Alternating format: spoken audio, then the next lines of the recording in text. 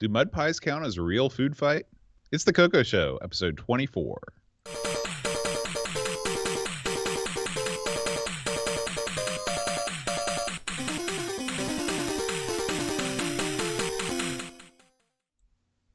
Hi, everybody. Welcome to the CoCo Show. I'm John. And I'm Aaron. And today, Aaron, we're going to be talking about mud pies. Good eating. Now, Aaron, did you ever serve mud pies up on Mud Mountain? I never did, because Mud Mountain, hilariously, it's not really that muddy except on the road. And it was so muddy you wouldn't want to grab you, put your hand down in there. I did see suckers get hit with mud pies when I was a kid in my mom and dad's backyard. I distinctly remember a fellow running. You know, my dad built me a clubhouse in the backyard, but he never finished it. All right, so all it was like a two-story number, and there was a board that ran about neck level on the bottom floor in between the four legs. And I was watching this kid, and the kid hit someone with a mud pie, big wad of mud, and he was running off, and he was laughing. He was turning his head like this to laugh, and he wasn't paying attention, and he simultaneously necked himself on that cross beam while getting hit in the face with a mud pie. And it was wrestling style, like he got clotheslined. He just fell out and laid there in a pile of mud. That was high comedy. So when I think mud pies, I think of that poor sad goose. Is that structure still there? No. For the good of the nation, the old man pulled that down, because what we used to do was, you know, the second floor was just cross beams and stuff. In fact, all of it was cross. There was no flooring in it. It's just like if you built a square, like a box, a cube, but you left the top and bottom of the cube just open. And so what we would do is we'd crawl to the second floor and just leap off. That was sort of our game. And leap to your death. Ever, in the band room, did you ever go inside the closet where they'd put boards across the top of the closet, and you could climb up there and get up in the ventilation?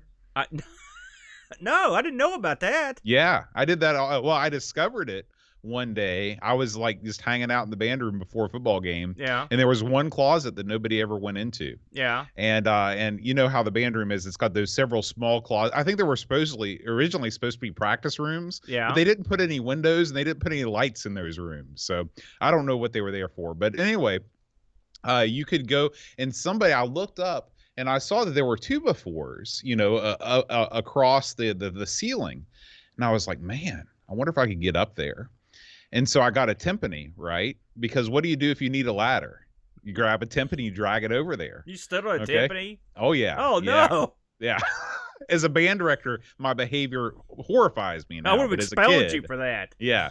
So I got up there. I crawled up there. And I went up there, and it was like my own little wonderland. And by wonderland, I mean spider-infested nightmare. Because there was stuff up there. People had gone up there and probably got up to nefarious things. But I came down out of there, and the next day I had spider bites just all over my arms and my neck and stuff. And so that was the last time I made that trip. That ending was disappointing, because I thought this was going into like a Porky's-like affair where you crawled to the ladies' locker room, you know? That was always the hope, is that pretty much everything in high school was always the hope of that being the end game. But it never is it? It never is. Now, I'll tell you what the end game is for the CoCo Show, Aaron. And this show begins and ends with one Robert Allen Murphy. We appreciate him because he is the CoCo Show VIP. Yes, and Aaron, we're going to spend a little time. We don't talk too much about Patreon on this show, but we're changing some things around, and I thought that our fine listeners might be interested in what we have on offer here. Now, the biggest news is that we've set a goal here with the CoCo Show. We know that people enjoy the show at its current monthly basis, but the CoCo Show could be more. It could be so much more. If we're able to get $200 in monthly contributions through Patreon, the CoCo Show will morph into a weekly show, Aaron, a weekly experiment in nonsense. So in order to get there, we've introduced some enticements, Aaron, some enticements for our listeners. Now, we've introduced a new level, the $2 a month level. That's just, if you've got a couple extra bucks left over at the end of the month and you want to throw them towards a podcast you enjoy, why not? Why not the CoCo Show and a couple other shows, whatever you like. $2 is not a whole lot, and we appreciate every cent that you can give. But if you support the CoCo Show at $4 a month, Aaron, you get an exclusive CoCo Show magnet. That's right. Ooh. Every year around Christmas time, these things will be sent out in the mail. Everyone will know that visits your house and looks at your refrigerator what your favorite Tandy TRS-80 Color Computer podcast is. And after you tell them it's CoCo Talk, then you can show them the CoCo Show magnet. So now, of course, the $4 a month supporter also gives you full access to the Amigos Retro Gaming Discord channel, where there's all kinds of stuff going down all the time, chatted up with all the best people on the net. Now, Aaron, if you want to kick it up a notch and go the full Monty, the full $10 a month, and become a CoCo Game Selection Committee member, you get, in addition to the supporter magnet, you also get a CoCo Game Selection Committee magnet that's got the old Mr. Computer guy on it there. And you actually get input. You can help select the games that we play on each and every episode of the CoCo Show. We need help. Yeah, we do. We have a chairman. His name is L. Curtis Boyle. Perhaps you've heard of him. And every month he takes nominations for games and he creates a poll. And all of the CoCo Game Selection Committee members vote on the game that we will play on the next episode. But that's not all.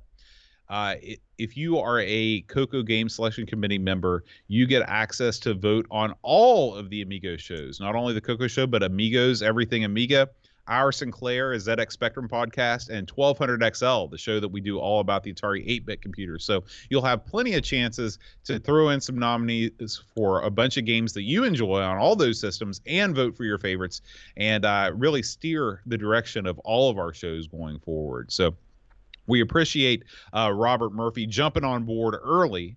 Of course, we appreciate all of our CoCo Show supporters, Ed Van Hellen, Steve Rasmussen, Buttons, and William Becker. And we hope to reach that $200 a month goal and get the CoCo Show going on a weekly basis. It is the dream boat. It is the dream. The dream boat. Get it? Oh, I know what they say. Team boat makes the dream boat. That's not what they say. They say, don't go up in a loft, idiot. You'll get bit by spiders. I believe that's exactly right. I wish somebody would have told me that. Yeah, now, Aaron, it's time to investigate the wide, beautiful world of mud pies. Mud pies. Let's do it, Boatster. So, mud pies. Now, I'll admit, this is one I knew about from back in the day, Boatster. But you being a neophyte, for the most part, although Roy, not anymore, but back in the day, have you ever played this one until this week? Yes, I have, because this was a CoCo Talk Game On Challenge about a month ago.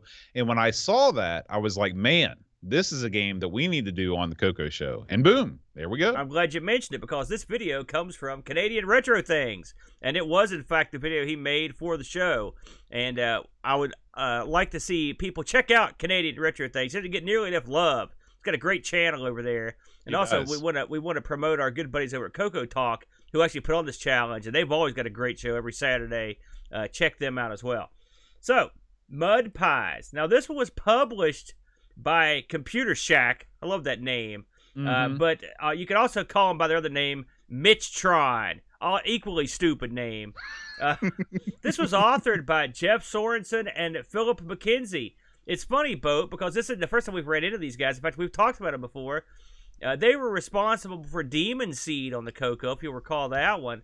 They also did one of my favorite Amiga games, but they did it on the ST, which was Major Motion, which was a clone of Spy Major Hunter. Havoc? Oh. No, yeah, we played that on one of our PD spectaculars. It's a great, no, it's not PD. It's a legit, legit game, brother. Yeah, you're right. It's an arcade spectacular. Yeah, it's great. It was a really good game.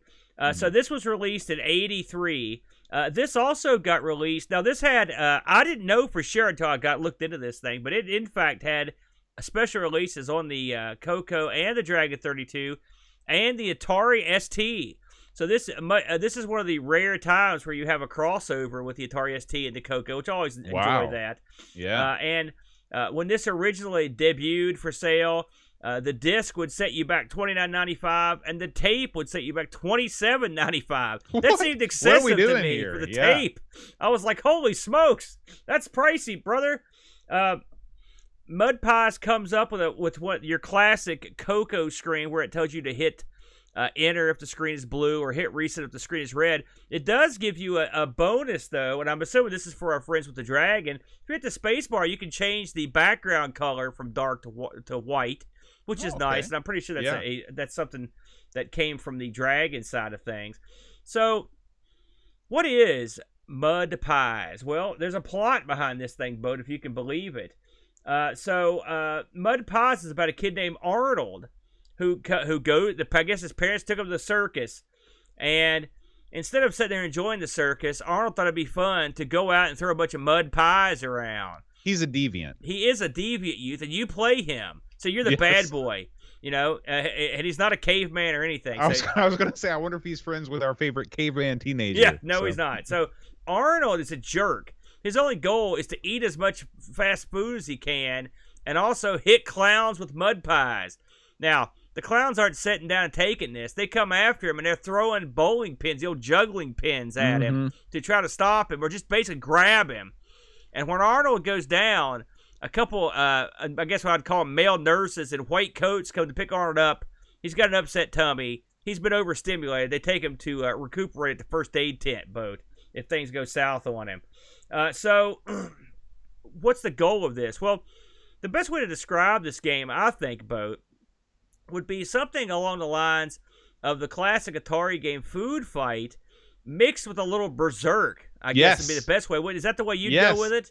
If you had not said it, I was going to say those exact words. Yeah. You are rendered on the screen as a little guy, white pants and blue shirt, and you are accosted by these clowns. There are mud pies. I mean, again, this is multi-level, but on most levels there are mud pies all over the screen, and your goal is to grab these mud pies, toss them at the clowns, and clear the clowns out of there. Now, the clowns just keep coming, but you can take one mud pie, and if you're a good enough aim, you can take out a whole slew of these clowns, and the more you take out, the more points that they're worth. So if you get a good row of them, you can rack up a score on this game. Of course, like I said, the clowns come out at you, and after a while, you'll be able to exit the level through one of the doors that are there. In the true Berserk fashion, sometimes there are multiple doors, and you could literally, as soon as the doors open, you could leave. A lot of people mention that their favorite strategy is to sort of hang out near the door to leave. If you go long enough into the game, you'll get to a challenge stage where you try to get as many clowns with mud pies as you can before the timer runs out. But when you booted this thing up, the music kicked in. What were your initial impressions? Well, I was impressed that there was music. Yeah, that's all you need to say, right? Yeah. I thought the music, it sounded, there's a sound, and I'm sure that the CoCo aficionados will it's been named, but it's sort of that like baseball park organ sound that they had, and so CoCo's I great at that noise, whatever that noise is. It's good at it. Yeah, and these are actual classical pieces to play, but I can't for the life of me remember. I should have written them down because I knew both of them. But yeah, it was the first kind of impressions were very positive. My mind went to Berserk because of the blue walls.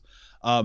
This is a game that does not take a brain surgeon to figure out how to play. You got junk on the ground, you got pies on the ground, you pick up the pies, you throw the pies at the bad guys, and you move on. So I like the straightforwardness of it. I was less a fan of the character after I read about his exploits in the documentation. I wish they'd give him a good cause to fight for other than just making mischief. But what can you do? I guess my first impressions of this game was that for a Food Fight clone, this is well done because it's not exactly a Food Fight clone, is it? No, it's not. And we both are fans of Food Fight. Probably the best game ever released for the Atari 7800, arguably. I'd say Asteroids is in the conversation as well. But this game adds some elements. For example, your Arnold has to eat occasionally. And so you have junk food scattered around. And if you wait too long, Arnold will slow down, and if you eat too much food, he'll slow down because it gets too full. So there's a bar to the side of the screen that's numbered that goes up and down depending on how much food you've eaten, and scattered around the area are various fast food items. It looks like there's a pop or a shake in there. There's fries. I saw a hot dog. So there's all kinds of junk food you'd get at the circus sitting around, and Arnold will gleefully eat it. Just run over it and he'll eat it. But if you eat too much of it, he slows down because he's so full. But I've been there. In fact, I'm there most of the time. That's pretty much. I'm always at 3, unfortunately. This is a genius idea. Yeah, it is. I love the fact that you can't just like mindlessly collect power, or not power ups, but stamina. Um, having to kind of play it so you're always watching that gauge and making sure that you're not maxed out and slowing you down. I wish more games would do that, because it adds an element of strategy that a lot of these sort of mindless arcade games don't have. I agree. I want to give some love to our good buddy from Discord. You were talking about everybody in Discord. Our good buddy Buck Owens is the king dong of this game. We actually pulled down a video of him playing. I'm going to put it up here. Get through it. He played it forever on this game. He was a stud, and he actually got so far into the game that he came across some stuff that me and you would never come across. I'm going to quote from Buck, if I may. At levels 5, 1, 9, 2, 13, 3, and 17, 4, these are the challenge levels where the rooms are full of pies. And this is what we talked about. We have gotten to these early ones. But the challenge level 3 and 4, there's a catch. And what it is the game reverses your controls on you. And so oh my gosh. Up is down and left is right, and you have to go through them. That's a great tip that I don't know if I would never have gotten that far into the game, but Buck is as a stud. He got real far into this thing. And so I want to give him a shout out. We're looking at him play right now. Bo, did you like this one? This is a winner. This is a stone cold classic for the CoCo. Because, okay, is this as good as Food Fight? Okay, that's what I want to answer, because yes, I like this game. I like this game a lot. I think that it's doing the game a disservice to call it a clone of Food Fight. Correct. The only thing that this really has in common with Food Fight is the fact that you're throwing food. Yes, I agree. Which I guess is all really well, you're throwing Food Fight You're throwing mud pies. It's not really. You're throwing food, mud pies. Yeah. This is a game that I feel like has a lot more replay value than Food Fight. I agree. Because you're going through different rooms. You have these different goals where you're trying to push your luck versus, you're trying to run up a big score. You're trying to get the clowns to line up in a horizontal line so you can knock out a whole bunch of them and rack up big points. It's very satisfying to do that. There's a greed element with that, because you really you do your best to line them up. Let me ask you, as you go through this, did you play this with the Black Beauties, or did you play this with one of the self-centerings? How did you play this thing? I played this entirely on the Mister this week with just the old directional pad. I played this in fact, if you look behind me here in my room here, I played this on with the actual Black Beauty joystick right here. And I will say, this is a game, I think, that really holds up with the Black Beauties. There's something about this game. Of course, a lot of these games were made with the Black Beauties in mind. And I think the Black Beauty adds to the fun of this game. Really, I suggest you try it when you get a chance on your stick. Okay, man. You mentioned Food Fight and whether this game was in the same ballpark. I think, no, this is just me. I love this way more than Food Fight. I like Food Fight. I think this is a great game, and I think they added a lot of things to it to make it more interesting. I like the bonus levels. I like the whole plot of the game. The fact that you go through these 4 or 5 different rooms and you going through the doors. The food element's interesting, where you have to eat the food. The fact that they made it to where if you eat too much food, it hoses you. I love that too. I just think it's very clever, Boat. Yeah. I will say, in Food Fight's defense, because I went back and played a bunch of Food Fight before just to get ready for this show. The thing that I really love about Food Fight, number one, of course, graphically, this can't touch Food Fight. Food Fight, you're the main guy in Food Fight is so personable. Yeah. The little boy, and the chefs and stuff, and the types of food that you pick up in Food Fight, you're picking up all different kinds of food rather than just sort of mud pies. But the biggest difference in gameplay is that you can pick up a pile of tomatoes and fling them at mock speed. There's something really fast, really engaging about just hammering away and watching 6 or 7 tomatoes go into those chefs' faces. You don't really get that rapid fire movement because you're picking up one pie at a time on the ground. Now, they do place the pies, liberally. You're never going to run out of pies, or it'll be hard to. But those are just a couple things that I like more about Food Fight. But on the whole, this is the better game. I'm going to agree with you there, Bo. Now, I want to go into a couple reviews here. Our good buddy L. Curtis Boyle and Bucko and sent me a couple reviews, and these are some pretty. I love it when we go back into the old archives and try to find these reviews. And this one, Curtis sent over, was from the 1984 February-March issue of the International Computer Club newsletter. What do you think about that? The internet, they International stole our name, Color Computer Club newsletter. They threw color. Oh, Color in there. Computer Club. Okay, it's the old I quad C.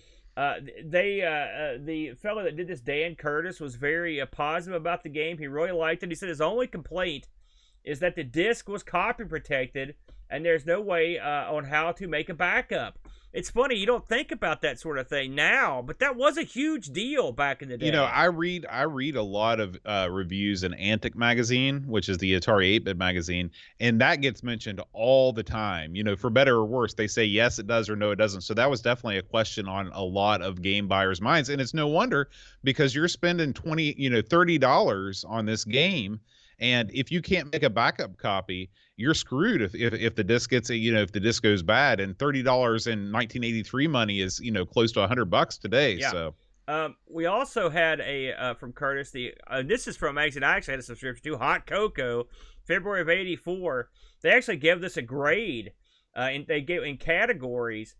They gave this a 7 out of 10 in graphics, an 8 out of 10 in sound, a 9 out of 10 in playability, and a 7 out of 10 in documentation. The article, there's one part of this that struck me as particularly funny. I'm going to quote it. It says, quote, "But Arnold sees lots of mud pies lying around. You sure that stuff's mud? Weren't the elephants just in here?" He asserts that he's throwing elephant dung at the clowns, which that would explain why the clowns are so pissed off. They want to get this guy. Anyway, the article, which was written by Mark Reynolds, goes on to finish with, over the past 2 months or so, I've seen some excellent new computer club color computer games. The graphics in Mud Pies might lack the sophistication of Sun, but for sheer playability, this game has no equal. So very, very flowery review of the game there. And then lastly, I believe Buck Owen sent this one over. This is from Rainbow of '84. They were also pretty positive about it. They weren't as into it as a lot of people, but they liked it. They finished up the article. This was a triple person article. You can't do this anymore. 3 people wrote this review. Don, Pat, and Chris Dahlberg. They summarized with it: "For those who enjoy maneuver and shoot games, Mud Pie is an excellent game. For those who have been playing similar type games which depend solely on joystick dexterity, we would rate Mud Pies as average to good." They also mentioned something in here that I thought was interesting. I was going to ask you about this. They think that there is in fact a bug in the food eating scale that will that hamper it from being accurate. Now, I did not pay close enough attention to the food eating scale. I just tried to keep it so I didn't eat too much food. But they assert that there is a bug in the game, so that's kind of interesting to ponder. Did we get any Discord action on this one, Boaster? We do, and I want to give another thank you to Buck Owens because he pointed me in the direction of the Dragon artwork. The CoCo games here in the States weren't known for their fancy packaging. Yeah. I think that's the understatement of the year. Yeah. But the Dragon games, because they did have to compete with so many other systems at the same time, they often splurged with some actual graphics on the front of the cassette. And it's interesting because the front of Mud Pies actually looks like a little clown. Like it shows the kid, Arnie or whatever his name is. He's dressed as a clown on the cover, which is weird. Yeah. But anyway, so thank you to Buck Owens for shooting that artwork over to me. Curtis actually wrote 2 reviews of this game. He wrote one on August 8th, and then he wrote another one today. That's the revised one. Yeah, I'll read his revised one that he submitted today. He says, "I'd played other similar games to this before I first played Mud Pies." He says, "Food War comes to mind. But this had some unique things like bonus-style rounds and certain doorways you had to exit instead of just an object goal on the screen like the ice cream cone in Food War or Food Fight. Others have done far better playing on this than I and found things I had no idea about. But this has still been a fun game for me. 7.5 out of 10. And that's the only one. That's the only one we got this week. Very good. I do want to mention that you could tell the guys that made this were gamers because they had. You talk about personality. I like the fact that the 2 white suited nurses come out to help your guy with the gurney off the screen. But that does get old after a while. And of course, what they built in was if you just hold the button down, it happens about 1/5 of the time. Right. I love that. Yeah, and so it's still funny when it comes out, but you won't have to sit there and wait, because if you had to endure that every time you died, that would suck. One last thing I wanted to mention: if you're watching the video of this, I've got a box art there for Mud Pies. As far as I can tell, that box art was from the ST. All right, there, and I think the tapes for the Dragon were the same. I could not authenticate anyone that had a screenshot of the color computer version of this that had the correct publisher and looked correct. So I don't know exactly what that is. I don't know if that's what you got sent, but this is this is. Yeah, the Dragon tape cover is completely different. And I should also mention, there's no way, I could not find this anywhere on eBay. None had been sold. None were mentioned anyway. So this is probably fairly rare. Now, before we move out of here, I do want to mention this also got released. Of course, the CoCo and the Dragon are pretty much going to be the same thing, but this also got a release both on the Atari ST and by the same fellows, because, again, keeping in mind that they did major motion for the ST, so these guys worked on both the CoCo, and then they transitioned over to the Atari ST, which I like the idea of a team working together, and staying together and doing stuff on multiple computers. And here they go. So you're looking at a side-by-side comparison if you're watching the video of the Atari ST version of Mud Pies and the CoCo version. But what do you think of the ST version of this? This looks like an abomination. Oh, you don't like it? Oh my gosh! I mean, it would be difficult for me to design a game that looked worse than this. You gotta admit, those clowns are horrific. I mean, they do look scary. They do look horrific. That's true. But man, I mean, the CoCo version, just look at the dude. Look at Arnold. He looks like he looks like Coach Z from Homestar Runner. He looks awful. It is interesting that, of course, we've seen things on the Atari ST plenty of times. And one would assume that if one wanted, you could really make a really nice, updated version of Mud Pies for the ST and really have something to hang your hat on. But they did not go that route. I would say this was a quick and dirty version. Now, I will say the scale of the eating of the food is different. If you look over to the side, it's ticking down quick. Yeah, well, it's got time there. And so I don't know exactly if there's a sameness there. I mean, we've got the CoCo version has the time thing and the food scale. This is, like I said, it's a different setup here on this, but in some ways, I think the CoCo version looks more fun. So, in fact, in a lot of ways, in every way. So, if you're going to try this, I'd be interested if you have seen or played the Atari ST version of Mud Pies. I'd love for you to leave us a comment below the video. Let us know what you think. I don't know if Buck Owens, I don't really know what he's talking about right now in the chat, but I'm gonna interpolate his comment and make one of my own. Remember how you've played Neo Mr. Do before, right? Yeah. In my opinion, this is sort of in the same vein, where you had a much more capable system, and they went out and they made the ugliest game they possibly could with that newer hardware. I will say, Buck also just said that he read this was the first commercial Atari ST game release. That might explain why it looked so remedial in the universe of glory that was the Atari ST boat. Yeah. All right. Well, that was Mud Pies. We hope you liked it. Now we have, we talked about earlier in the show, we now have a CoCo game selection committee, and we had a vote thanks to L. Curtis Boyle. He made this poll, and all of our game selection committee members voted. And next month's episode is going to be the puzzle and strategy game category. And the winner was Photon. Photon, suggested by Robert Allen Murphy. Okay. Now, Curtis, he says, I will mention the programmer used a clever hardware trick to optimize the joystick reads that broke the emulators. And I don't believe that the fix for MAME has come through yet. He says, Tim Linder, one of the CoCo MAME devs, issued a patch to Photon itself to allow it to work in those situations. So if we have joystick problems on the Mister, he sent us a version that will work fine on real CoCo 3 hardware. He says he hopes this version will help. So anyway, if you are on the Discord, I'm going to put this patched version of Photon in the CoCo Show channel, so you can download it for your emulators, or if you're using it on the Mister. If you have a real CoCo 3, then you should be good. And I believe this is a Photon is a CoCo 3 only game, isn't it, Aaron? I'm not sure I've actually played this with Bode. I don't recall it off the top of my head. So I've had a cup of coffee with this one. I know this is one of Curtis's favorites. Yeah, this is CoCo 3 only. So we will get to work on that. And like I said, if you're in the Discord, hit up the CoCo Show channel to get that patched version so you can try it out in an emulator. All right. So thank you all for listening. And until next time, there's only one thing to say, Aaron, and that is all hail El Curtis Boyle.